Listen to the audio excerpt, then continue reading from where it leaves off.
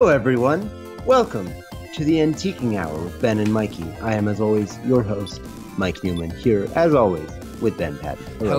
Hello, welcome to the Antiquing Hour. It's a fine, sunny, mildly cloudy day here in the City of Angels, where I am currently located. How are you, Michael? It's nice here in Dallas for the first time in a few weeks. It's like 60 something. It's great. What up, Terrence Wiggins? I see you in the chat. I see you. Twiggins. Twiggons. That sounds like his Hobbit name. Twiggons. I can't find my red Sharpie. Today you will be graded in magenta.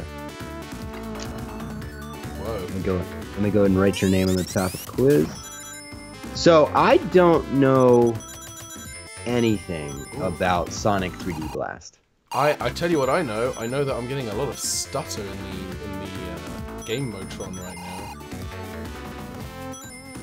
What's doing that? I don't remember how this game was received. I really don't know. This was the last Sonic game that was released for the Sega Genesis. I'm actually going to. It is stuttering. Goodbye, game. Oh, we're getting a look behind the curtain. Now everyone can see how broken everything is. 1 second. Put up my hands and do it. Everyone can see your arms for the first time on the stream. This is hello. I'm my arms. These are Mikey's arms. Welcome to. You've always been your arms. The arms were inside you all along.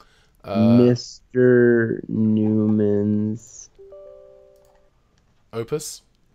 5th period. No. Let's try that window. This has to look like homework every day. For no reason other than it makes me happy. I don't know what you're doing. Now no one can see your arms. What about now? What about now? No, they're all there. It's gone. It's all arms. All right, so back to Sonic 3D Blast. I really don't know anything about this game. It intrigues me. Chat, if you would let us know, do you remember how it was received? Yeah. That's what a great question. Well, I mean, it is kind of my job now to look at stuff like that. Like, I just did it with Star Wars, so specifically about received films. It looks nice. So this was, I'm gonna guess here, this was after Donkey Kong Country. Yeah, this was 1996. There we go. Sorry, I just had to reconfigure. 3 years before the Phantom Menace. This caused the Phantom Menace. Not a lot of people know that. It is directly responsible for the creation of the 97 special editions as well, because George Lucas saw this and thought, wow, that is a really good 3D Sonic. I wonder if everything. And then Jar Jar Binks happens. Jar Jar Binks is actually in this game. Did you know that? He's a secret playable character. He's hidden in the game deep, in that deep way. Very deep. Yeah. You got to know the deep lore to get to the deep secrets. The secrets are, of course, within it. Yeah. Terrence says it was received poorly. He thinks the Saturn version is, but we were just talking about it. So yeah, there is a Saturn version, and all I said to you yesterday was this looks so much worse because it's all, I almost said dehydrated. It's desaturated. It might be dehydrated. It does look like it needs a splash of water on it. Just a real kiss of juice. I don't know what that means. I want to hold that phrase in my heart forever. A kiss of juice. A kiss of juice. A soupçon of juice. A smattering. So obviously this was, I don't know. Like it feels equal parts Donkey Kong Country / Mario RPG, sort of in how it's weird. This is a weird game. And we know Sonic has struggled for a while with weird games. This was kind of, I want to say, the beginning of the end for Sonic. This was the end. This game is post Sonic's golden age. It exists, and we have to deal with it. I can tell you it was developed by Traveller's Tales, who went on to develop literally every Lego game ever. That is fascinating. I mean, everybody's got to start somewhere. Yeah. Right? Traveler's Tales also, fun fact, Mickey Mania was theirs.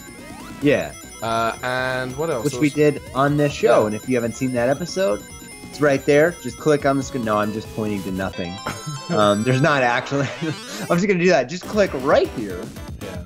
And There's nothing will happen. The video will pause if you click right there. There is a whole YouTube series. I forget the name of it, but I got kind of. Give me my rings back.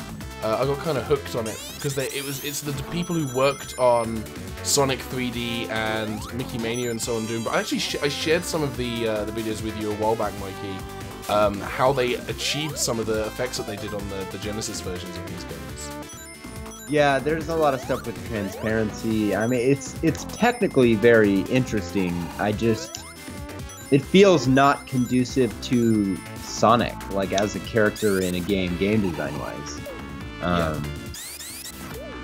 So I'm because it's remarkably slow. Yeah, like this is the slowest I've ever seen Sonic. I don't know. I played Sonic Heroes. This is not. Yeah, it doesn't. This is the thing, is that they're trying very hard to kind of, because this game went into development because they wanted to do a swan song for the Sega Genesis, because the Genesis had they'd stopped manufacturing them in '95. So Sega greenlit this game on the understanding that, well, you know, some people are still buying games for the system, so let's go ahead and do it. But they also commissioned a Sega Saturn version in case Sonic Extreme for the Saturn got cancelled, which of course it did, which is why there's a Saturn version. I actually played the PC version as a kid, which is basically the Saturn version, and it does have nicer. Nicer textures. One way. So, how familiar are you with the Sonic Saturday morning cartoon? I know I used to watch it a lot as a kid, but if you ask me to tell you anything that happened in it or anything it was about... Well, I'm about to, because today's quiz is in fact okay. Man, so going through the wiki entries for all the episodes, there's a remarkable amount of misspellings. Like staggering. And even though no one will ever know, I just realized I didn't mark any of the answers. I hope I remember what they all were. That's funny. It's just a quiz. There's no bolded answers. So you also, don't... my format, like, this is starting to look like a teacher's work. I got the blanks for where to fill in stuff. I mean, yeah, I'm pretty good at this. It's only slightly. I think you may have missed your calling. I feel like. Do you want to practice like some teacher things that teachers say? Like, the bell doesn't tell you to go, I tell you to go. I'm not a jerk teacher. I would be the nicest teacher. I'd be like, skip if you want. Go to the mall. Hey, text me photo. Well, actually, don't. No. It's probably not cool to text your teacher. Although I'm sure that's a thing kids do now, like in high school. Would they call you? Would they call you just Mr. N? Yeah, that sounds like my Nintendo video game TV show. Mr. N, yeah. Games with Mr. N. Hey, I'd watch it. Somebody in the chat just said, at FilmJoy, you need more birds to get that one up. And I want to go on record and say, I don't know what anything you just said means. No, I get it. I know. They're talking about the spring I was on, and I was not being very effective. I know that this is now it's not funny at all, thanks. I ruined the comedy with my facts and information. Anyway, no and. Do you remember the Office episodes where Michael Scott was trying to do improv, and no matter what the scene was, he would shift to pulling out a gun and being an undercover cop? Yes, I remember. That was my favorite thing. I remember in the 4th season of Arrested Development when Tobias he's doing improv and he's taken some classes but not a lot. So every time someone says something, he immediately starts every sentence with yes and it just tickled me. That's really clever. AJ Barton in the chat has suggested Professor Mikey Face, which I think sounds perfect. Are you ready for the quiz, Benjamin Paddon? Oh, Mikey, you know I'm not. I'm going to give you the season and the episode number and the title and the description with a hole in the description, which will have multiple choices. That's good. So, That's for all example, information that will be helpful to me. Season 1, Episode 4, Sonic and the Secret Scrolls. The Freedom Fighters embark on a mission to find magical scrolls which may hold the key to A. Unlimited chili dogs, B. Unlimited power, or C. Unlimited knowledge. Why do I feel like it's chili dogs? Why do I feel like... No, I'm not going to make that... No, I'm going to go for... I'm going to go for power, because that seems like the kind of trite Saturday morning nonsense. Correct. There we go. Number 2. Season 1, Episode 6, Sonic Racer. Robotnik holds... You remember that, like, they used to call him Robotnik? I liked Robotnik more than Eggman, I'll say it. Yeah, it I'm definitely... translates better to English to me. Team Robotnik for life, yeah. Yeah, alright. So, Robotnik holds a race in Robotropolis in a bid to lure Sonic into a trap. The other Freedom Fighters take advantage of Robotnik's fixation on the race in hopes of destroying the city's A. Power supply, B. White House. They have a White House, apparently. C. Skate park.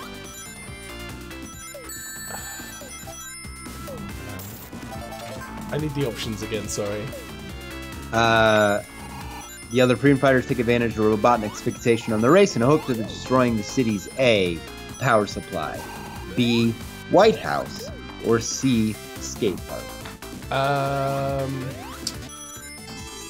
I'm gonna go with White House. I don't feel like that's the right answer, but it's the only one that I can, for some reason, like mentally affix myself to. Incorrect. I just thought it was funny to make that mistake as if the writers had, because I totally believe they did. It is power supply, which is where I realized that these were starting to get boring, so now I spice them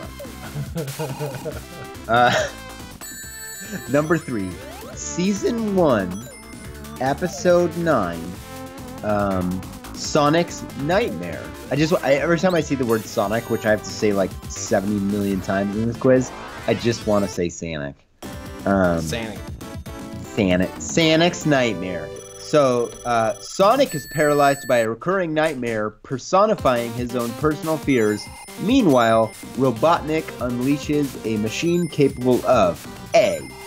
Taking away Sonic's super speed, B. Destroying the world, C. Turning the world into one gigantic traffic jam. All of these sound very plausible. My friend's I hear that. Yeah. Bonus points for anyone who recognizes my ringtone. I want to say... Sonic 3D Blast, obviously. Yeah, obviously it's Sonic 3D Blast. Everyone's favorite game. It's the best Sonic game, hands down. Put that on the box. Have you seen the box of this game? It's real bad. It's bad. It's like bargain bin, like $5, like... It looks like a Office Depot. rip-off. So here's the thing. The drawing of Sonic on the cover is so bad, it looks like someone was drawing it like that on purpose so that it would be far enough away from the canonical Sonic so they wouldn't get sued. What it feels like what they did was they had a really good idea for a cover and they thought, well, we don't think Sega are going to go for it, so we're going to commission some really bad artwork. They put all the bad ones next to the good one that they wanted, and they chose the bad one. Yeah. That's probably actually what happened. I've been in that situation before. And I've had that fail before. No. So the answers again were A, taking away Sonic's super speed, B, destroying the world, C, turning the world into one gigantic traffic jam. I'm gonna go with the traffic jam. Incorrect. Oh no. Was it super speed? Destroying the world. Oh. Here's the thing.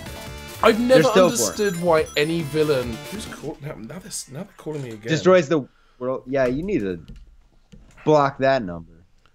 You are 1 for 3. This is a rough start. This is not going very well for me. I didn't set an over-under, but judging by this, I think you're going to get 4. Okay. Yeah, I'm being generous. Now, is this relating to The Adventures of Sonic the Hedgehog, or just the regular old Sonic the Hedgehog cartoon? The first one, the one with the chili dogs. Okay, yeah. Which never, not once, factor into the plot. His favorite thing in the whole world is never put at stake. That's just bad. Like, this is like writing 101, guys. Like, hello. Yeah, that's basic. Like, you establish this core tenet about the character. Do something. So here's the other thing, and I think these timelines line up. I always found it odd as a kid that his favorite thing was chili dogs, and as you know, as a high schooler or whatever, 13, 14, when I got a car, the only place you can get chili dogs is in fact Sonic. Was that on purpose? Part of me feels like that must have been. Then part of me feels like that must have been like, well, we're gonna do this thing, and then we can definitely cross-promote with Sonic and do like some, Sonic at Sonic kids meals and toys and stuff. Yeah. And then I wonder if that probably never happened. I remember Burger King in the UK. It might have been McDonald's. Those are really the only two American chains that were over there at the time. I remember them having some. This doesn't feel like Sonic at all. It really doesn't. I like it, and Tails is just chilling. Yo, what's up? I'm Tails. Like, it's not a Sonic game unless Tails is following you around annoyingly. Yeah. I mean, that's his whole thing. Let me make sure I get this one's fun. All right, season 2. Skipping out of season 1 because season 1 was really boring. Season 2, a lot of really dumb stuff happened, so it was a lot easier to make questions.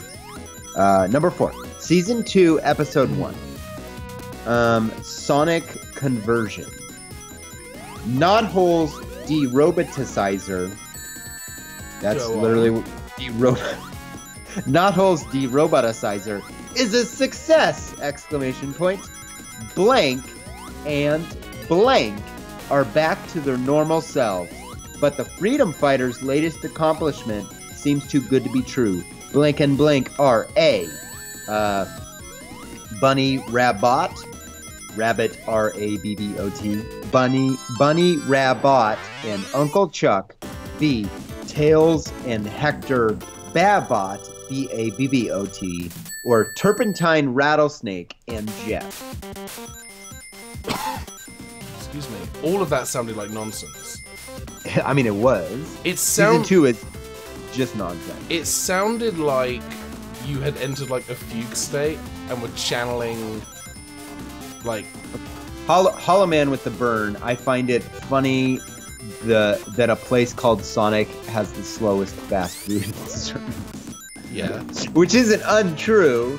It is really funny. Go on. Sorry. I don't have an answer for this one. I don't have A. any... I'll read them all in spelling. Alright, yeah, please. A. Please, Bunny God.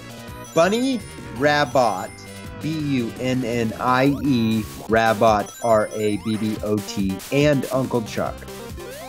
B. Tails and Hector Babbot, or C. Turpentine Rattlesnake and Jeff. Turpentine Rattlesnake and Jeff is the most ridiculous. It sounds like it came out of your actual brain.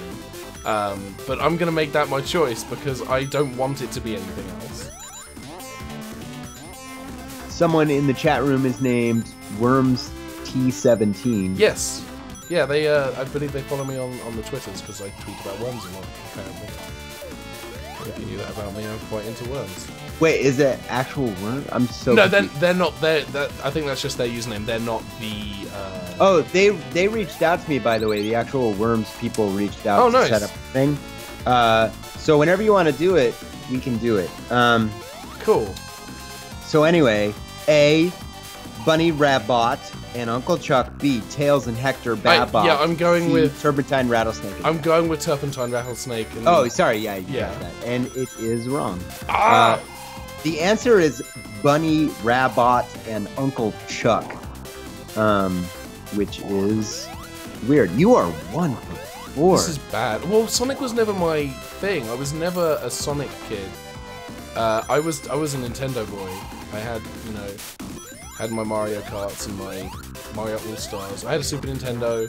I You know, I didn't have a Genesis until I moved to America. You know what's funny? Like my two friends who had Sega Genesis. That is the acceptable plural, yes. When I'd go over, I would be so excited to play all 3 Golden Axe games and all 3 Streets of Rage games. I never cared about Sonic. Yeah, I only recently, and I mean, Except for Sonic 2's Casino level and Versus, we did that a lot. Yeah. Just to gamble. Just for gambling. As a kid, anyone who's watched the latest Thought Center, my Faith 5 in 2017, like, I was never a Sonic person. I actually wrote those games off as being largely, you know, just kind of trite. It just felt like if the game is to just keep going forwards, then that never felt like a game to me. That never felt like something worth expending my time on. But playing Sonic Mania really kind of gave me a good opportunity to revisit the whole series and realize that actually, you know, these games are a lot more nuanced and detailed than I gave them credit for. But I had never as a kid, Sonic never did anything for me. It does now. I just accidentally gave him all of my rings, and he does nothing with But it. You just gave Tails. This game is weird. Well, the thing is, you're not dying very often, which is good. Yeah, that's a change for our show. I'm gently lost. There's one more enemy I'm supposed to kill, and I can't find it. Of course, you're not dying in the game because I'm killing you with this quiz. If you die, I'll stop. If you die in the game, you die in the quiz, and then you die in real life. Frankie Muniz was in that movie. Number 5. Season 2, Episode 3, No Brainer. When Sonic loses his memory, Snively takes advantage and gets the Hedgehog to infiltrate A. Cheddar Cheese Me Please Chili Dogs, B. His friends' minds, or C. Knothole. I'm gonna go with his friends' minds on this one. That seems like a Saturday morning narrative.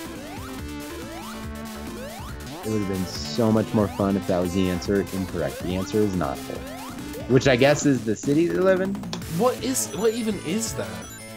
Other than they live in a gigantic Deku tree. Did you not know this? That Sonic the cartoon and Ocarina of Time are a shared. It's a shared universe. Oh, I heard about that. Just those two. The Sonic Zelda shared universe, yeah. Just Sonic 2 Yeah. and just Ocarina of Time. Oh, this is fun. Number 6, Season 2, Episode 6A, Fed Up with Antoine.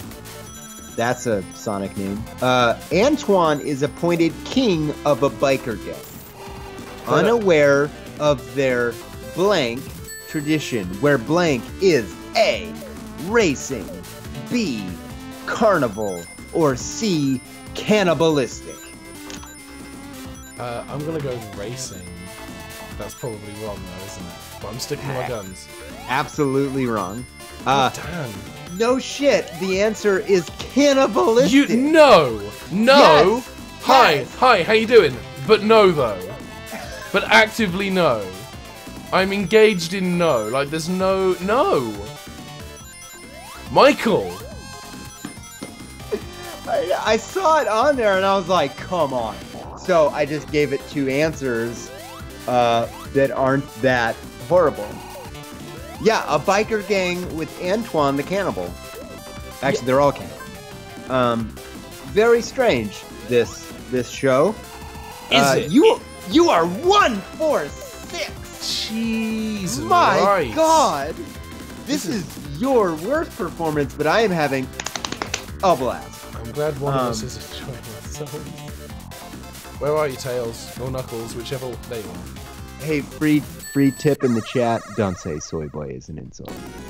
Number 7. Season 2, Episode 7. Dulcie. D-U-L-C-Y. Is a character. Dulcie is summoned to a blank mating ground as Robotnik seeks to roboticize the remainder of her species? Oh, Dulce is her. Dulce is summoned to a blank mating ground as Robotnik seeks to roboticize the remainder of her species. A is the blank Minotaur mating ground. B, Unicorn mating ground. Or C, Dragon mating ground. One of those is real. A mating ground on a children's cartoon show. What are you doing, Sonic? I need to take more of this Red Bull. Woo! Wakey, Mike. Wings. Is it... I'm gonna go with Dragon. Kinda want it to be Dragon. You are correct! Yes! Yay! Yeah! Ben got one! A broken clock is telling me that I need to get better at this.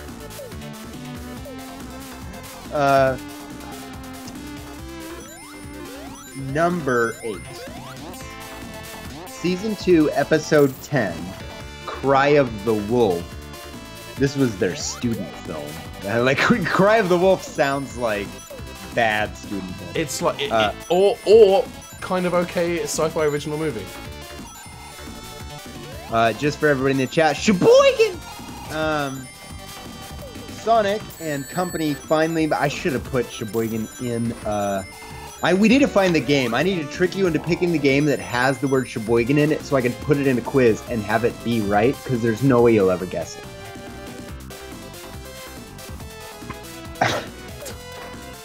Sonic and company finally make contact with another Royal Freedom Fighter group.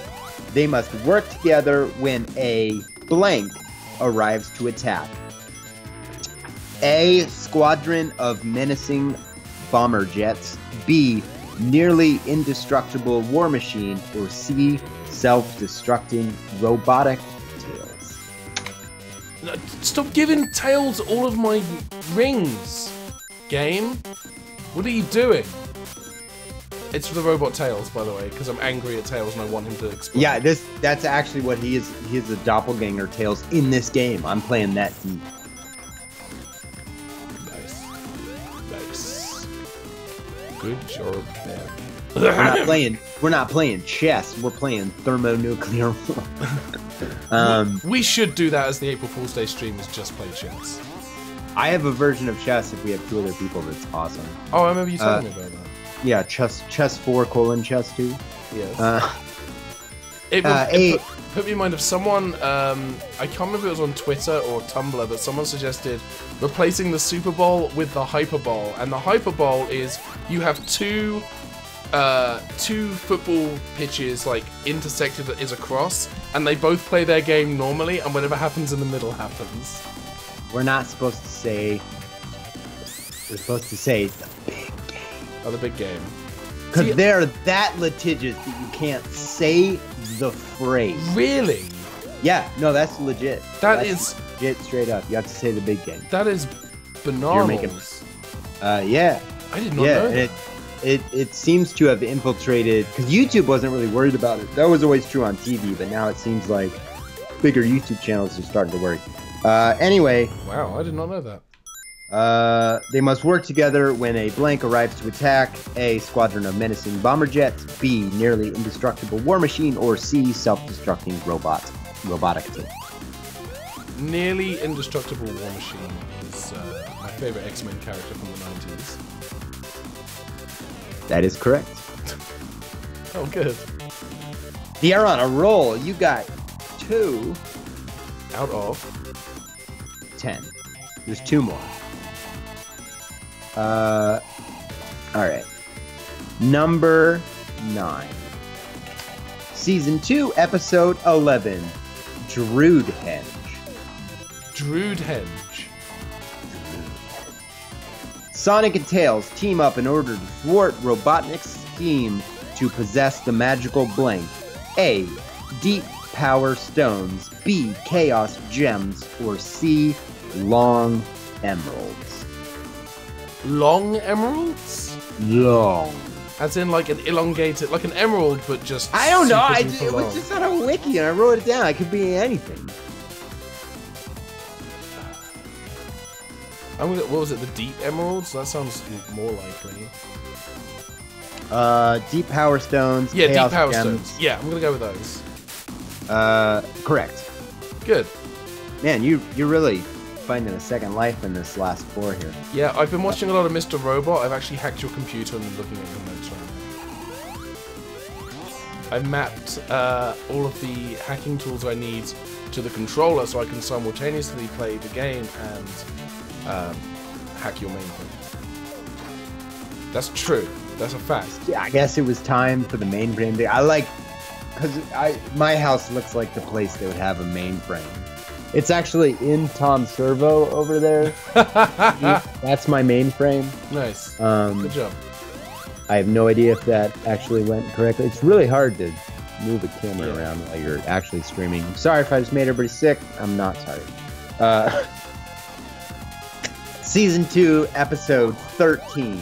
The last episode ever aired. Wow. Of this Sonic. I mean, they made like more.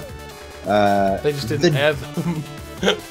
Well, they made more cartoons later than just this cartoon. You're like, well, and they're still making new episodes to this day. They're just in a room in Santa Barbara, California. They don't know where they're gonna go. That YouTube actually rejected them, which was very surprising. Yeah, because the show's done. It's ready to roll. Yeah, YouTube was like, this show shouldn't exist. And they're like, well... We know that. They were on Vimeo for a period, but Vimeo kicked them off, too. They were on Blip for 12 minutes, but they made the mistake of... So is Blip! They registered a Blip account, like, the day that Blips announced they were shutting down. Makes sense. Yeah. I am fascinated by what I see. You're just collecting a bunch of rings to give to Tails to take it. I bet Tails takes all that money, goes straight to Sonic and gets chili dogs, and he's just like, "What's up, Sonic?" Yeah, and Sonic's like, "Tails, you son of a bitch," because that's what Sonic sounds like in the cartoon. I don't know if anyone's seen it. God damn. My name is Sonic the Hedgehog. Où est le chili dog? You what the French call les incompetents. Because it's Sonic quoting Home Alone in a noir setting is kind of perfect. I don't know why it's perfect, but it's perfect. Like, can we get Buzz from Home Alone to team up with Sonic in a game and like never explain it? Just don't go into the details. Just it's happening. It is what it is. Yeah. Just roll with it. Number 10, Doomsday Project. Robotnik's Doomsday Project begins a week earlier than anyone had anticipated.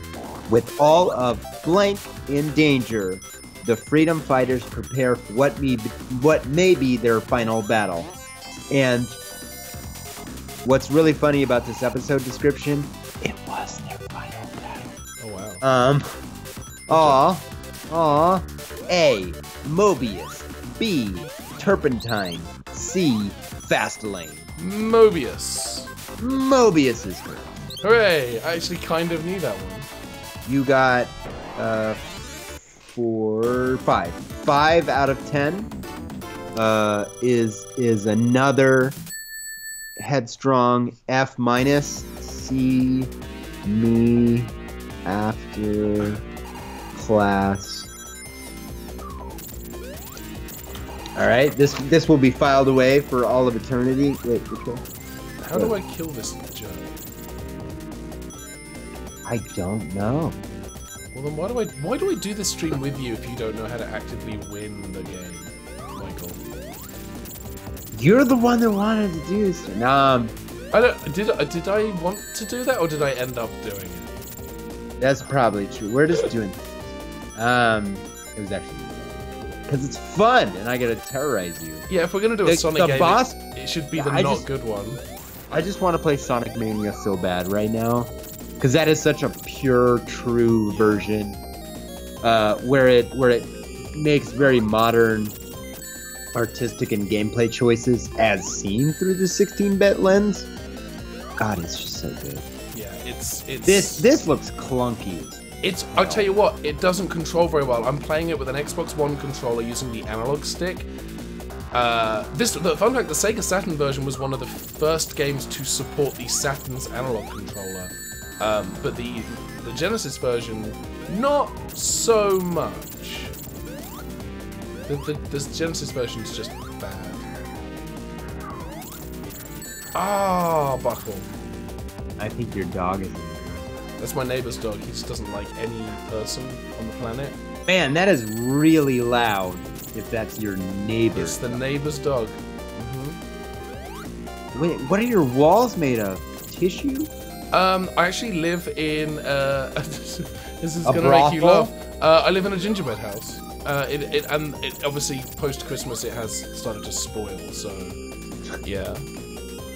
It's not. You get a new one every Christmas, then you just have to deal with rotting, gingerbread for the... I don't feel like gingerbread would rot, though. Like, it's so not a food as it is. Like, it's just like cardboard that happens to have sugar in it. Yeah, I was on Gather Your Party on Geek and Sundry in November, December, and one of the things we were doing was we were building a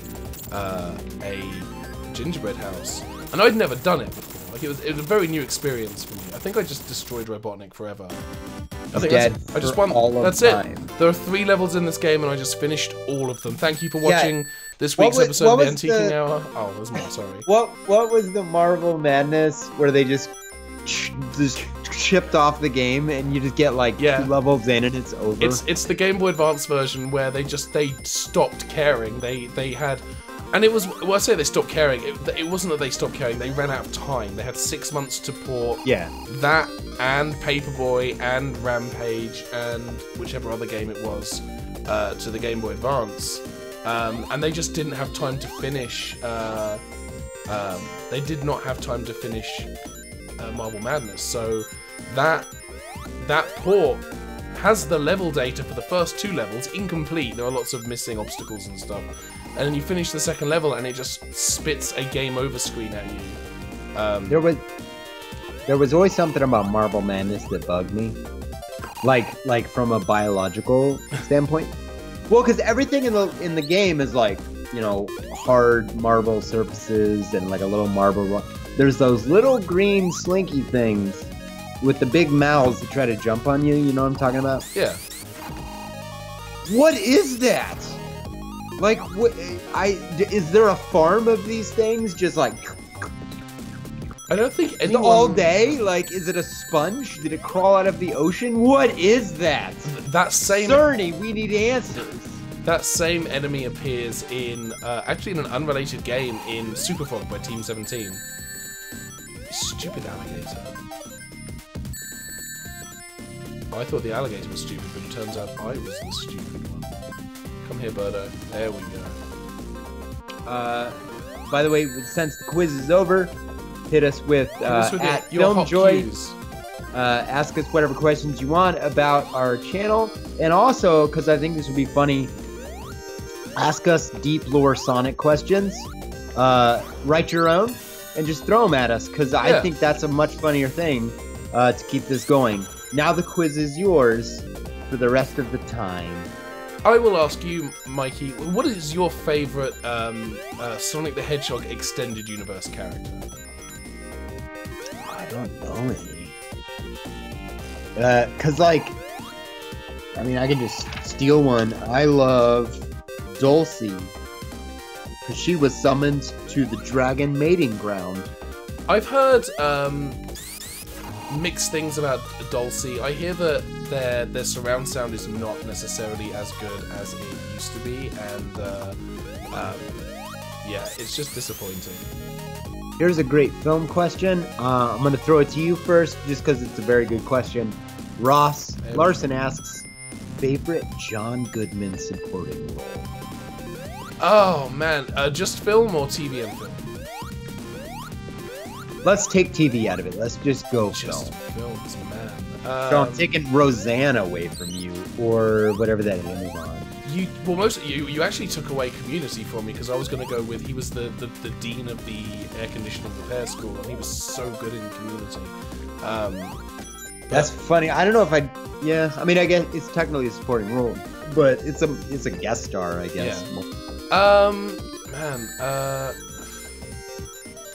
John Goodman is just he's just one of those evergreen actors. Like, I love him in everything. He's the good part of bad films, including Flintstones. Yeah. Oh God, yeah. I have like an emotional connection to Monsters Inc. Which maybe that's cheating a little bit, but it's all right. He and he played Mike Wazowski, right? That's a joke. That's a joke. I know he does. He was the little girl. Yeah. Boo, of course. Yeah. He and Billy Crystal just had such a wonderful, you believe that they had been friends for 8,000 discrete years. Yeah, and his name is actually not really Billy Crystal. He just loves the crystal. Yeah. Sniff. He's actually a big Sonic the Hedgehog fan. Sonic and crystal meth. Those two things is all about Billy Crystal. Chaos. My gut is to say, "Oh brother, where art thou?" because he's the Cyclops. God, yeah. But I'm actually gonna walk away from that and say something hyper modern that I've actually done an episode on. He is so good in 10 Cloverfield Lane. It baffles me that was in there. That no one was like, I bet John Goodman will make a great villain because he's gonna make you keep falling in love with him, and he'll do the most horrible thing, and 5 minutes later you trust him again every time. I still haven't seen that film. Oh, that means you haven't seen the episode either. It's so good. No, check it out. Yeah, I'm way behind. As a rule, I try not to watch movies with Mikey if I haven't seen the film, with a couple of rare exceptions. But like 10 Cloverfield Lane is on my list. I just haven't watched it because I'm a bad friend. I'm sure it's on streaming. Well, it's probably on streaming somewhere. So. Yeah, I think it's on Hulu actually. That's interesting. It's also possible I made that up. I might have made I don't. It's on something. It's either Amazon or Hulu. It's not Netflix, I don't think. It might also be on HBO Go or Now if you have that. But off the top of my head, I don't know. We need more questions, chat. Where do. You at? We need all the questions. Look how much we got out of John Goodman. The Big Lebowski is such an obvious answer. It's a fun movie. I like it, but there are so many other films that John Goodman is so good in that it's difficult to just kind of go straight to The Big Lebowski. The Big Lebowski feels too obvious an answer because it's such a... our boy Terwig, Terrence Twiggins, but not. I have to go. I gave him a Benifer name, so Terwig it is. Is there a game you rented as a child over and over again, even though you didn't really like it? That is a great question, Terwig. That's a tricky one. We only ever rented 3 games when I was a kid. We got a Super Nintendo for Christmas in, I want to say, 94 or 95. It was the year that Super Mario All-Stars came out. And we got a pack-in Super Nintendo with All-Stars that Christmas. And in the January of the following year, my dad took us to Blockbuster Video, and we all rented video games. Now, my dad rented a game. My dad was always interested in the technological aspects of game development. Like, he loved Frontier Elite 2 because it's a full, vector-based 3D world space exploration sim, and the whole game fits on one 3.5-inch floppy disk, which my dad was mesmerized by. But he picked... I don't think he made a good choice for his Super Nintendo rental, because he rented Lawnmower Man the game. Oh. Which was not a good experience for anyone who played it. I think we only played it a couple of times, and no one was particularly, fond of it. My sister rented The Lion King, and I rented Mortal Kombat 2. And I liked playing Mortal Kombat 2 so much that we ended up buying a copy, but the copy we bought was for the Amiga instead. So that was kind of I'm gonna go ahead and call that a home goal, because it did kind of... The Amiga version was not great. But yeah, we never really rented any other games. How about you? Most of the time, I would rent a game and beat it. Like, I would play for 48 hours straight to try to beat it. So there weren't a lot of games that I rented over and over because chances are I would just ask for it for Christmas if it was hard, like Dragon Warrior or Final Fantasy, two huge favorites of mine on NES. What did I rent multiple times? This is gonna crack you up. Are you ready? Go on. Uniracers. I rented Uniracers more times than any other game. Because one, you really can't beat it. I mean, you kind of can, but it's really hard. And you're just doing a bunch of tricks with a unicycle that has a mind of its own.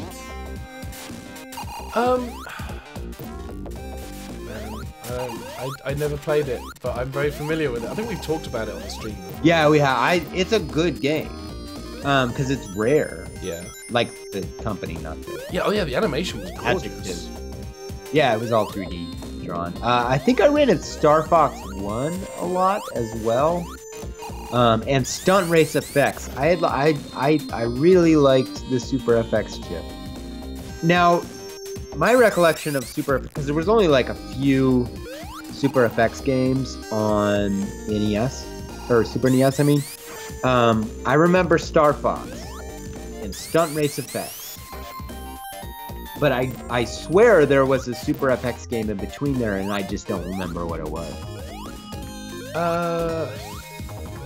Was Pilot Wings no. Super that FX? was the first game to come out. No, wait. No, Pilot Wings 64 was the launch title. I guess Pilot Wings 1 wasn't. Yeah. But it wasn't Super FX, that was Mode 7. Okay. That shows what I know. It was one of the first Mode 7. Take that, Pillars. Yeah. We can come back to it. It also might not be true. So long, Sonic. Stunt Racer. Stunt Racer. Yeah, There Stunt we go, Racer FX is the name. Well, that's what I thought I was talking about. Reading through chat, still not getting. Ooh, best game movie featuring a unicycle. I mean, it's Uniracers. We were just talking about it. Ooh. Twiggins with another bomb-ass question. What is the worst game in your favorite series? So I guess first is we both need to pick our favorite series. Well, for me, it's Worms. It's tough for me because it's a very close tie between Worms and Monkey Island. And Monkey Island, the answer is so obvious because it's the fourth one. But Worms is Worms 3D. It's also obvious, or whatever that fourth one was. Worms Sports Under Siege, because Worms Sports Under Siege. Here's the thing: not a terrible idea. It's just it was so slow and plodding, and it was like most of the games I played of Worms Sports timed out. Like my friend Andrew released a mod for the PC version that extended the in-game timer to something like 4 hours because it was so common to just time out rather than finish a game. So I think I'm gonna cause a riot by merely saying this. My favorite series, indebatably, is Final Fantasy. Solid. But more for NES, SNES, PlayStation 1 era. Yeah. I think you and I are in agreement. I do really like. Was it 12? The PS2 one. Yeah, 12 was pretty good. Yeah, 12 had that thing where in the first area there was a T-Rex just walking around, and mammoth amount of health hit you like a brick wall, and you just had to come back and fight it later in the game. I just thought that was really clever that they didn't really explain that. But so picking a worst Final Fantasy is tough because without question, whatever you say is somebody's favorite, except for, actually I just realized it, the answer is Final Fantasy Mystic Quest. That's the spin-off. That's pretty bad. But that's also not a Final Fantasy game outside of Japan. The name, no, it's, well, I don't know. If we had to limit it to just the core games in the series, which one do you think? Which one was the least satisfying? of the era. Which was that super linear? Was that 13? Like where everything was just like straightforward. Here's your hallway, go. I see. That was on like 360 and PlayStation. That might be it. My memory of Final Fantasy X is that it was very on rails, and I didn't. Not even comparable. 10 and 13, I think, because like 10 opens up at some point, 13 narrows as you go. Yeah. Or Final Fantasy like X2, like the spin-offs of the main franchise are strange. I desperately want the gameplay back of the turn-based, menu-based, because Final Fantasy 15 is a good game. It does not feel like a Final Fantasy game. Yeah. It feels like a spin-off of Final Fantasy. Which, it's interesting because that has been my complaint.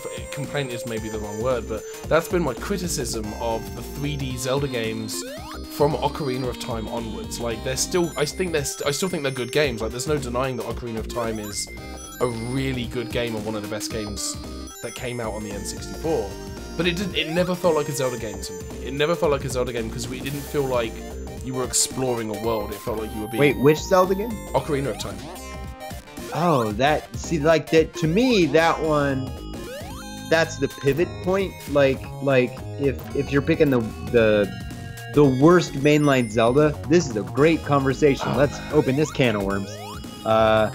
Because instinctively, I'm gonna say Skyward Sword. I think that's a bold choice. Well, I love Wind Waker more than life. It's a great game. It's probably my favorite of the Ocarina mold games. Yeah, but I absolutely adore Ocarina. I played that for I can't even tell you how many hours on Super Nintendo, and it spoke to me deeply. And that was sort of the era of Nintendo taking 2D games and making them 3D games better than anyone had, and better than anyone would for like a decade. Yeah, I mean, you think about 2D to 3D shifts in that era, and my mind immediately turns to things like Lemmings 3D, which did not work, and Earthworm Jim 3D, which we touched on last week, and is not a good game. And Bubsy 3D, which of course is the greatest video game ever made. I used to say, that's funny, I used to say that Ocarina was the greatest game ever made. Like, I held that for a long time. Now, Breath of the Wild is the greatest game ever. I absolutely without, as a former game developer, it is so staggering the number of systems they made for that just work. And you still find new stuff to do. It's just good. You've fallen off this a few times. I've fallen off this literally every time I've attempted to. No, we're watching. Oh, there are people watching this? Yeah. People can see me doing this? Actually, the number is slowly crawling up, which is funny. So my failure is the thing that we needed to get views. Everyone's telling... Wow. Harv with the bomb-ass question of all time. I love this question. Do you think a new 16-bit system not based on nostalgia could find a market today? I don't think so, specifically because everything runs 16-bit stuff. Like, you can just limit it down to 16-bit, you know? Like Stardew Valley. Yeah. Like, Stardew Valley wouldn't actually run on 16-bit hardware. Yeah. I mean, Sonic Mania wouldn't run on 16-bit hardware. Absolutely not. But that's what's interesting is you could make, I think, a pretty powerful 16-bit system. Yeah. I just don't think you need to. Yeah. But it is interesting if you made... I don't know how you do that. I want more throwbacks to that era. I love modern takes on those limitations. Yeah, I'm a big fan of a lot of that. Yeah, I did it! I'm on the platform! Yay! It happened, guys. Thanks everybody for watching. And Tiki Howard will be back next. No, I'm just realised I can't see what time it is because the Skype window that you are in is stretched over my clock. We have about 30 more minutes to go. Chaos or Keos? K-E-I-O-S. Oh, that's my friend Kay in Oh, so it's Chaos in Scotland. In Scotland. Is that proper Scott? Hello, I'm from Scotland. Hello, I am from Scotland. That sounds exactly like Sean Connery with a bunch of like smoky sausages in his mouth, like a little. Hello, I'm James Bond. Yeah, he was known for eating the smoky. He's just like me with 2 peas in a pod. Chaos's question: what recent films would you like to see get the classic game of the film treatment that doesn't seem to exist as a thing anymore? So, like, what modern film would you remake as a 16-bit limited game and sort of give us some of the design? I like that question a lot. I would do a series of James Bond video games in the style of Super Star Wars. While we're talking about James Bond, that's where that seems like such an obvious one to me. Because Super Star Wars was amazing but hard. You know what's really funny? Because I think Skyfall is indebatably the best James Bond. Yes. And indebatably, I mean to myself in my own brain. You're free to debate and whatever. I'm not going to. I agree with you. Yeah. Well, I mean, it's really, really good, and its follow-up with the exact same team, Spectre, not great. Did not. But it is a series of vignettes, and you pointing out the 16-bit thing. I realize Spectre is such a good candidate for that 16-bit treatment. You're like starting the Day of the Dead festival and all those different, ending in the factory and all that. Like, I would play Super Spectre. Super Spectre does sound like a great Super Spectre. It sounds like a real game. I am gonna steal your answer and just agree without going James Bond. So check this out. I'm making new Super Star Wars games for Phantom Menace through Episode 9, because Force Awakens is gonna be the dopest Super Star Wars game. Here's the thing, someone needs to do that. Someone needs to do a Super Star Wars ROM hack that is Force Awakens.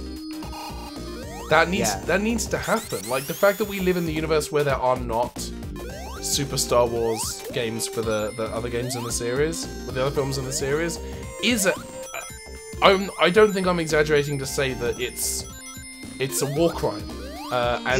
Well, that's probably it. Kind of cheapens the definition of war crime, but I would like to see that at least photoshopped in pixel art, like kind of.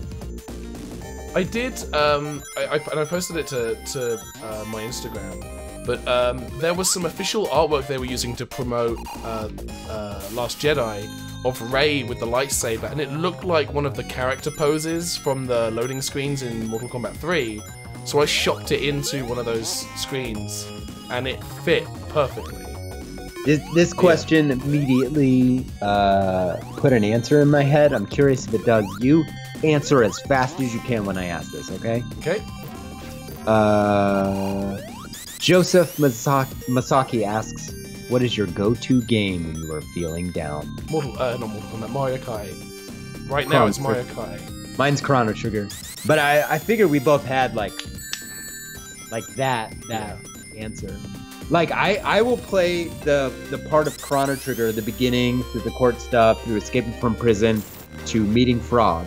The greatest character ever put in any video game. Yeah.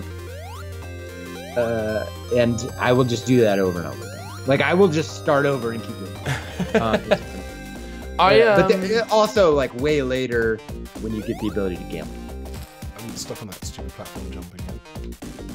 Someone at Traveller's Tales needs to apologise formally for this jump. I hate it. When I'm gonna share a personal story that actually you're kind of involved in, Mikey. 2014, I got back from England after my mother had passed away, and we had a little conversation on Skype where I was saying, like, I'm angry, I'm just angry and frustrated that this has happened. All I want to do is play Mortal Kombat and Grand Theft Auto and blow people up and kill people. And you responded by gifting me a copy of Civilization Beyond Earth. Yeah, I remember that. Yeah, and it was you know, don't destroy, create, and so I poured myself into. I feel bad because that was such a not good mainline Civ. I still enjoyed it though, and you know. No, of course, yeah. Of course. But God, we need to play Civilization 1. Oh my God, can we play Civ 1 next week? Next week? Hells yeah. Can we? Is there a way we can do that? Wait, Civ 2. Civ 2. Civ 1 or Civ 2? Where are you at? Civ 1's probably more nostalgia based. I spent a lot of time playing Civ 1 on the Amiga, and I think I have it on this computer. Civ 2 I have almost no exposure to. You know, at this point, I played so much of those two. Technically, Civ 4 counts as an antiquing hour because it's 10 years old now. Then let's do Civ 1. Civ 1 is funny because one of my friends, former part owner of Gearbox, Brian Martell, used to work there, and because he was basically the art czar at Gearbox. You know, 16 years I was there. But I would go in and just ask like stories of, you know, him painting the little diplomat icon or whatever. It's because Civ 1 is so simple, but he did a lot of that art, and that never was not impressive to me. Like years into me working there, I know I'd shipped a bunch of games, and I was whatever. I would still go into his office and be like, tell me about the Civ times, because he worked at Microprose and that stuff. Yeah, I say we do Civ 1 next week. That's a fantastic idea. Is there a way we can do it where we're both playing? Like we can play with / against each other? No, but this is the thing I've been thinking about, where we need to sort of move the show to that. Yeah. But also when Sea of Thieves comes out, you know. Oh my God, yeah! I'm so jazzed for Sea of Thieves. If you work at Rare and can get us betas, we're gonna making a crew, and we can make you look good with our 20 viewers. I will look bad, but the game will look good, so it's okay. I don't. This is a weird question. What are your favorite cryptozoological cryptids? What's funny is because I don't even know what that means. In my head, I was like, Ben, what's your favorite cryptocurrency? Mine's Dogecoin. I actually like the Joy-Coin that we will be launching very soon. Where in order to actually get Joy-Coins, you actually need to just mail me $100 bill, and then you get one Joy-Coin. Yeah, that sounds right. Yeah. I probably should have told you I was doing that before I launched Joy-Coin. Yeah, with our brand. I did.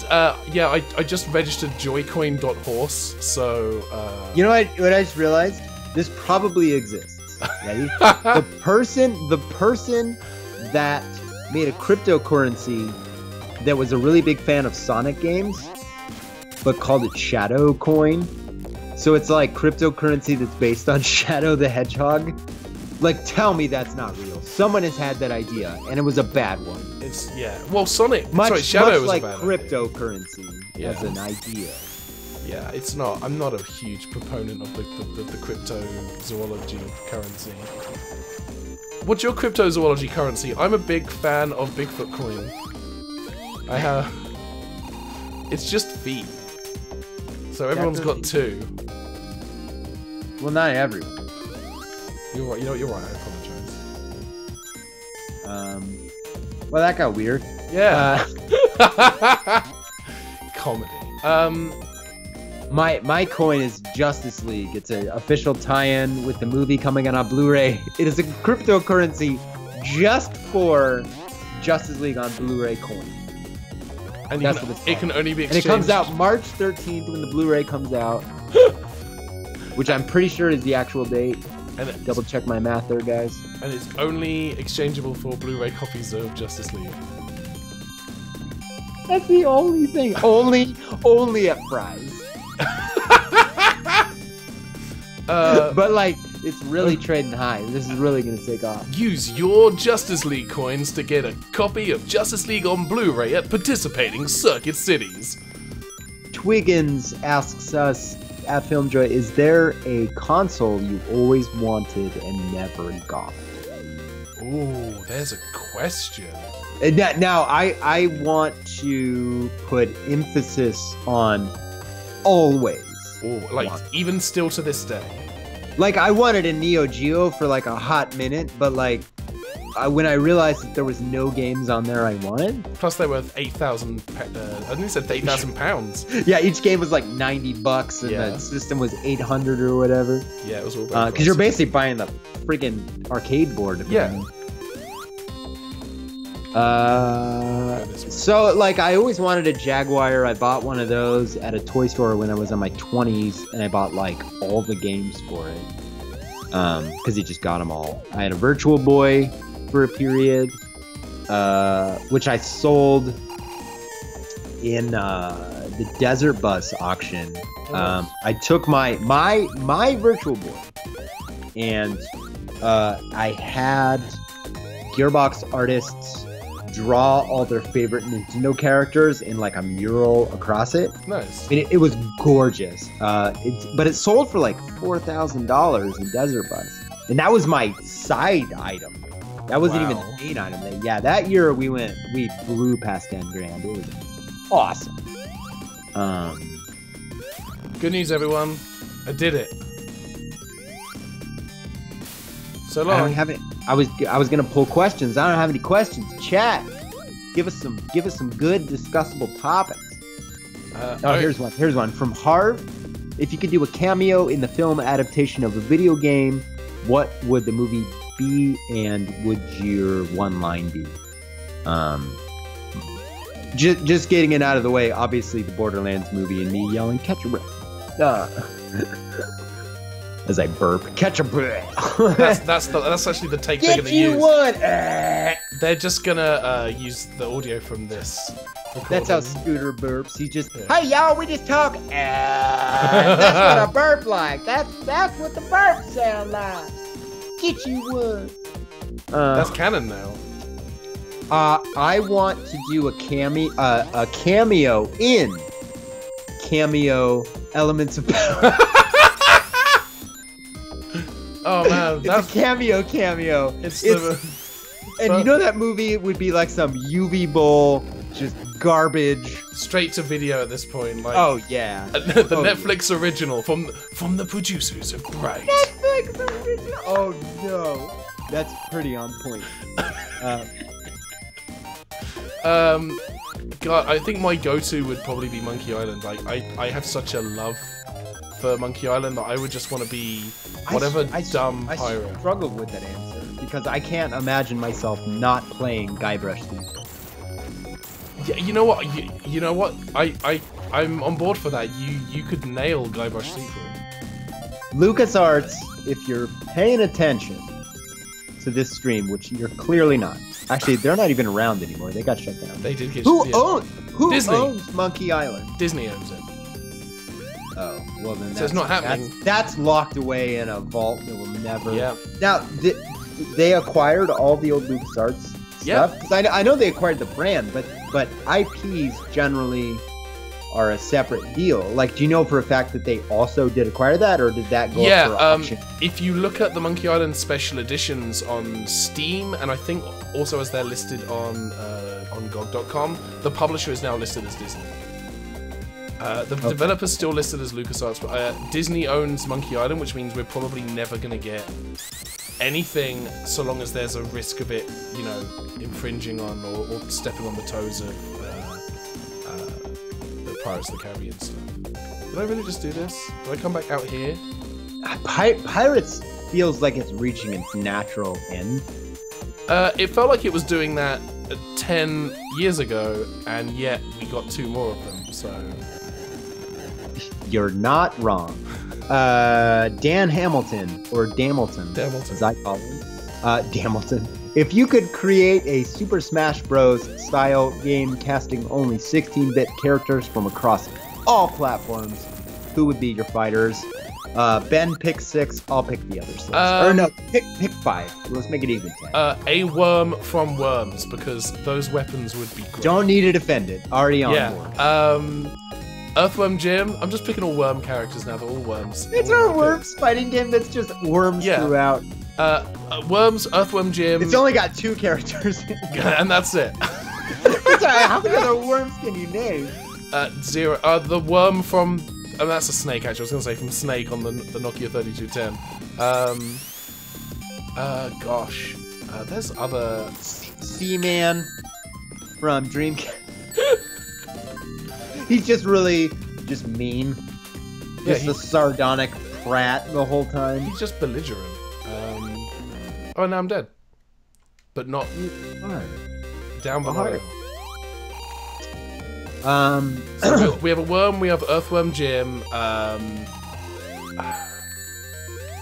who was Rocket Knight the jetpack knight, the possum or whatever? Is that his name, Rocket Knight? I have no idea who you're talking about. It was a 16-bit game, brother. I'm pretty sure. Let me look this up. I don't doubt you. I doubt. I'm making. Yeah. So I'm posting this in our chat. So if you click that link, that's who I would add. Is that guy, Rocket Knight Adventure Boy? That's his Rocket Knight Adventure Boy. Rocket Knight Adventure Boy. Sheboygan. Rocket Knight Adventure Boy. So we got a worm from Worms. I mean, it would be Boggy B if we're gonna get into the lore of the Worms games. That seems too deep. Too deep. Boggy B. Oh yeah, the one. We're drowning. Ben's the only guy who knows that name. The platforming in this game is just a crime. It's an actual crime. This has to be so frustrating. No worries. You're playing this next time.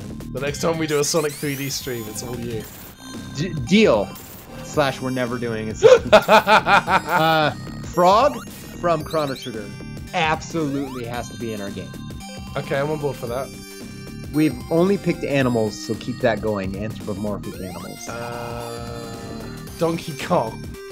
Is he available? Can we get him? What's he doing these days? He doesn't seem like he's too busy. Alright, okay, mine. God, who's a good... I want like a good horse. What's a good 16-bit video game horse?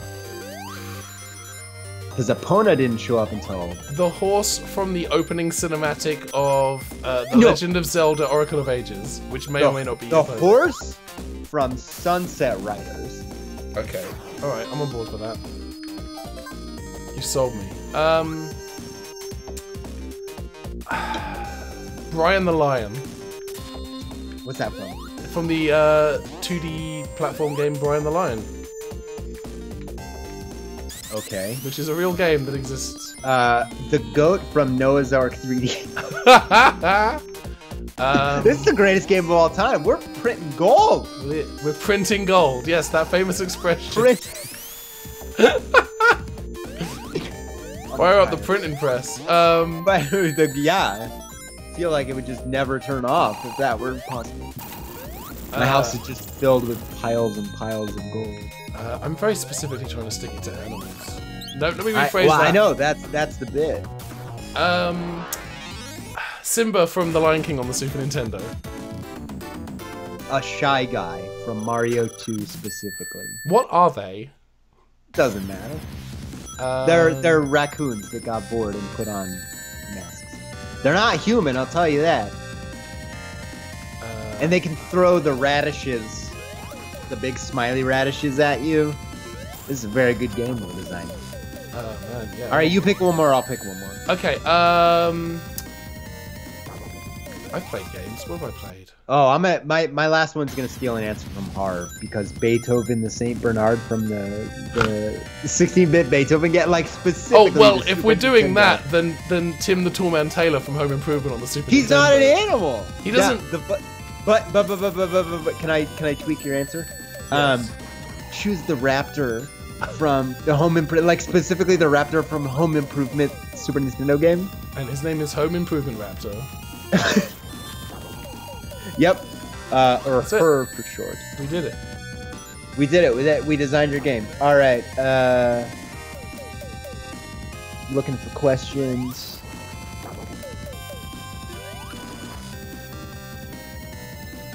Come at me, bro. I don't have questions. Oh well. Are you gonna win? Is this the end of the game? Is this how you win? You did win. It's over. We did it. We did I like how you left the Mario on the chat. Yeah, well, it's a sticker, It's and cute. I tried to peel it off, but I can't find the edges, so I'm gonna try and do that next week. This is the problem, is when you take like those old stickers from the 90s and affix it to this very old and of course very real hardwood that we've made. That looks like a McDonald's. Like that is This on brand with the stripes next to it. Come on, you're in a McDonald's. is a McDonald's Look at play that place. little Yeah, hamburger buns. Look at it. It's a McDonald's. it's a McDonald's. Nope. No, I mean, it was not even a good try. I would have said it was a good try. I do love the loops in this game. Yeah. But it's also very slow. What's interesting is that this is the first level where I thought you were playing a Sonic game. So here's the thing: replace the rings with coins and make the character look like someone else. You would never say this felt like a Sonic game. Like based on what you were just doing. It might pass for a Mario game because the pace of it.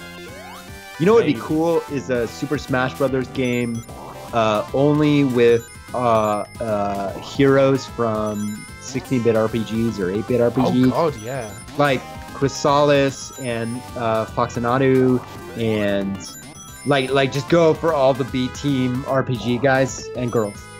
I'm up for it. Oh, a lot of questions.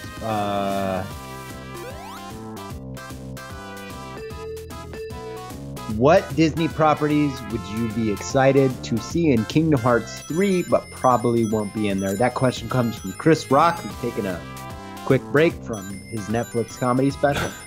Pretty obvious answer. Forgive me if you've heard this one before. Now that Disney owns Fox, I would like to see Hank Hill from King of the Hill appear in Kingdom Hearts.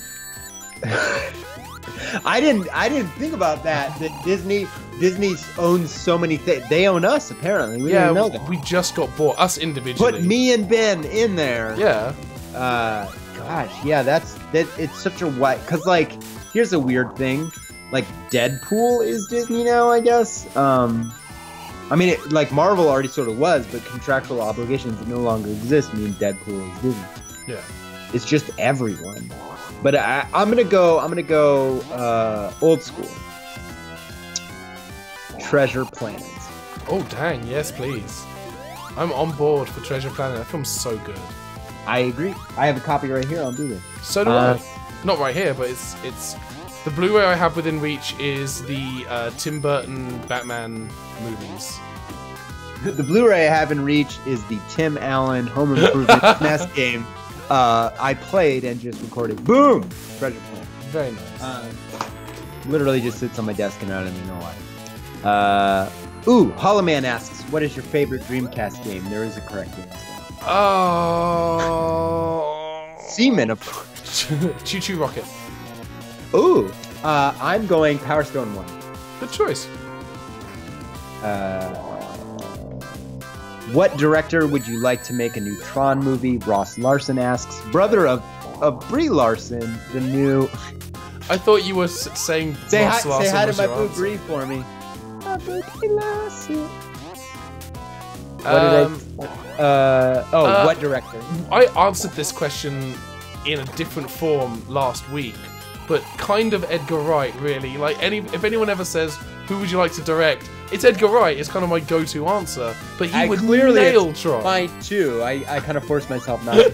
I would love to see a Tron movie directed by Denis Villeneuve. Like, that would be amazing. But he's also just good at everything. So. Give me a Tron movie directed by Steve Purcell. There you go. For no reason other than I like saying Steve Purcell's name. I'm gonna lightning round some questions because we're running out of time. Though we started a little late, so we'll run a little late. Mouse Army. Agree or disagree? When a film series heads to space, it's the death knell for the series. Disagree. Jason X was the best. I was just about to say Jason X was a phenomenal movie. Only answer. It's such a good film. Also, Space Bud was the best Air Bud movie. But it is a question that definitely proves Cloverfield. Because they went to space and then suddenly it doesn't work anymore. Don't overconnect your franchise. It was fine how it was, and now it's slightly broken. I have a lot of Cloverfield opinions. Black Mirror kind of went to space at the start of season 4, but not really, and that's easily the best episode of the show, hands down. Yeah. But again, that's cheating. Sorry, I'm just kind of... Ooh, what obscure Disney animation film would you like to see remade in live action? Asks Gamilton. Man, I love that we're nicknaming the people that hang out in our chat now. Like, you're Damilton now, buddy. Give me a live action remake of Sword in the Stone, but don't resist the temptation to go epic with it. Just let it be this fun movie about this weird old man trying to. I think they are doing that. They really. I hope they don't mess it up. Yeah. Yeah. Who should direct the Sword in the Stone? Well, that's a great question. Because my first answer is me. Oh, absolutely. But only if I'm allowed to play Merlin. Oh yeah, that won't be a train wreck right there. Yeah. You can play Merlin. Oliver and Company. Oliver and Company, really? Because you bring back Hugh Lewis and the News is perfect.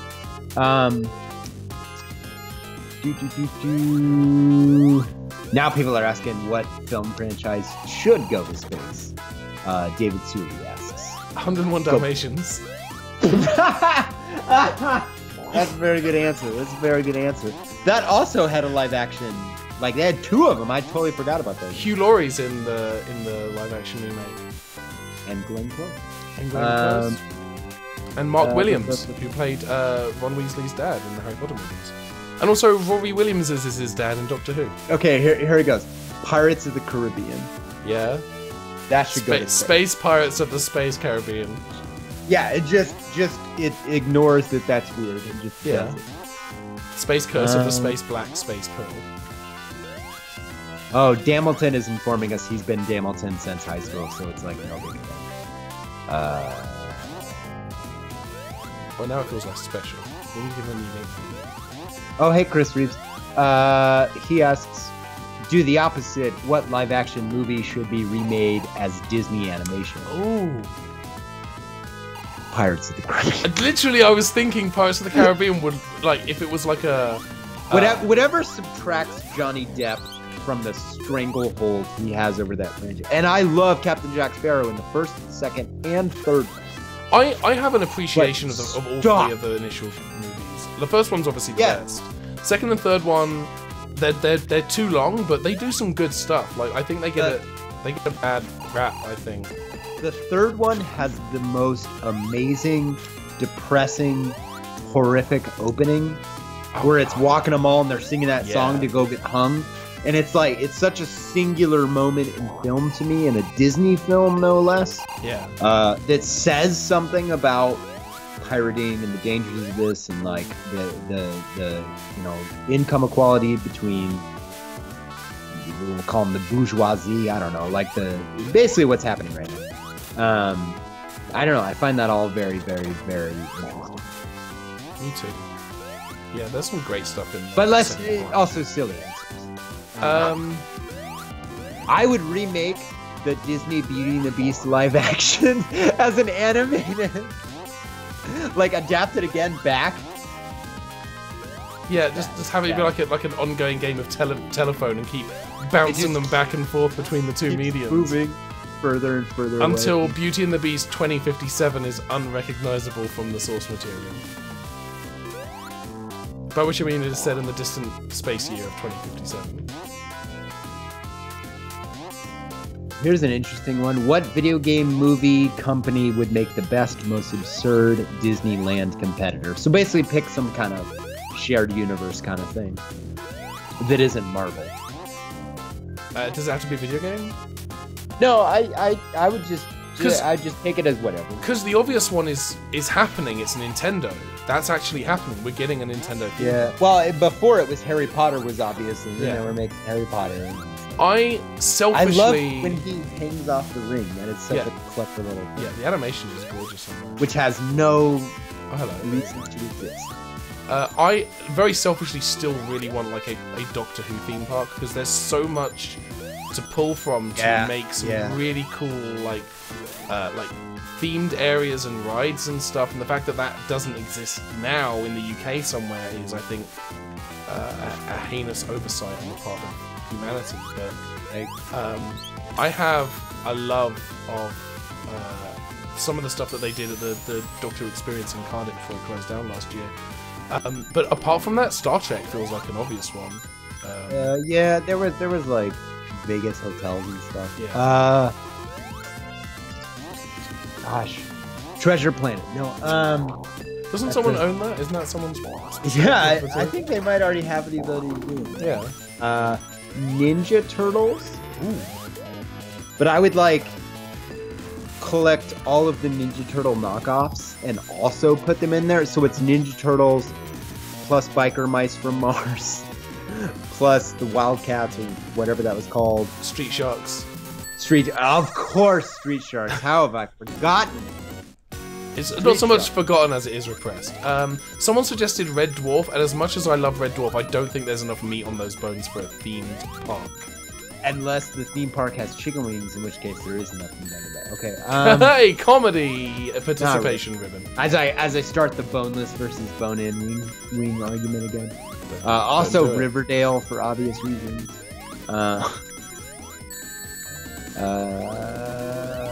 Power Rangers Powerland makes a lot of sense too. All right, get your last questions in. Last question. I will select one sort of at random. All right. But we're down to the last question. I believe in something. I believe in a thing called love. That was literally where my brain was going next. Oh, now Sonic's dead. Wow. How many lives do I have? Horror Story theme park? That's terrifying. I'm pretty confident Universal Studios already does that every Halloween. Ouch. Waiting for questions. Nobody's getting me. A Worms theme park would be pretty rad. I feel like an area of a video game theme park that is Worms themed could be cool. Because like, there's so much stuff in the games now that you could pull from the source material. The end. That's really it. I like Worms enough that I'm just biased towards that answer. I've done 2 episodes of Port Center about Worms. The only game that's had more coverage is Doom, and that's because I've done 4 episodes about Doom, so... Oh. Didn't Mario have a few? I don't know. I know I did Super Mario Brothers 2, and I did Super Mario World. Which is the episode that you cited as your personal favourite when Port Center moved to FilmJoy back in the day. The one where Luigi slides on his knees like a mother freaking rock star. That was my favorite line. It's so perfect. I love it. After we sign off, go watch the Port Center on Super Mario World. Just look for it. Wow. Okay, here's a fun one. What retro game do you want to see in VR? Ooh. I was thinking about Super Noah's Ark 3. I was thinking the other day that I would be surprised if someone hadn't done a Doom source port for like the Vive. I'm pretty confident that probably already exists, so that could be cool. Quake maybe. Star Trek Elite Forces. Quake is too fast. That would break your brain. Maybe. Like your eyes would melt out of yourself. Like imagine playing Quake 3. Oh no. Unreal Tournament Black. No. I didn't even know what that is. That's the most recent Unreal Tournament that they did 10 years ago? Oh. Wasn't there an Unreal Tournament 3 in there? Yeah, Unreal Tournament 3 Black. It was a version of 3. Yeah. Okay. Because they couldn't call it the Game of the Year edition because it hasn't been a Game of the Year for a very, very long time. I would do the Super Nintendo Lemmings Yes. in VR. Interesting. But like, but it's still a side scroller. It just exists in front of you, and everything's layered, and you can sort of move your head around and kind of check different angles. But it would still have that very 16-bit 2D look, just in sort of depth in front of you. Also, Mystical Ninja is a very smart suggestion. But next week we are doing Civilization 1. Yes, probably on the Amiga. The most excited. Or possibly the Super Nintendo, because we can do that. Was it on Super Nintendo? There was a Super Nintendo version. Gosh, I feel like we should do PC or Amiga though. Just for consistency's sake. I think that'll do it for us this week. There we this go. is a lively episode. Thanks for hanging out. I didn't game over once. I've died a bunch, but I haven't gamed over. I'm very proud of Yeah, myself. you did very good. This game looks not fun at all. It is the worst Sonic game I have ever played. Which isn't saying much. Yeah, When you think about it. There are other bad Sonic games, but this is No, the there's worst. not. I disagree. They're all amazing. Shadow the Hedgehog, everybody loves it. No one has ever said Shadow the any- Hedgehog, as a concept, it's like, what if Sonic were edgy and also had a gun? Like, I love as a premise. Like, that's where Sega went with it. What's your episode title today? You have one? I don't think we thought of anything. No, I don't think we did either. No, That's fine. We don't. I think we're just Sonic 3D Blast. Hashtag no hashtag. leave up the hashtag. Anyway, All right. we will see you next week for some Civilization. Thanks everybody for hanging out. Goodbye. Toodaloo.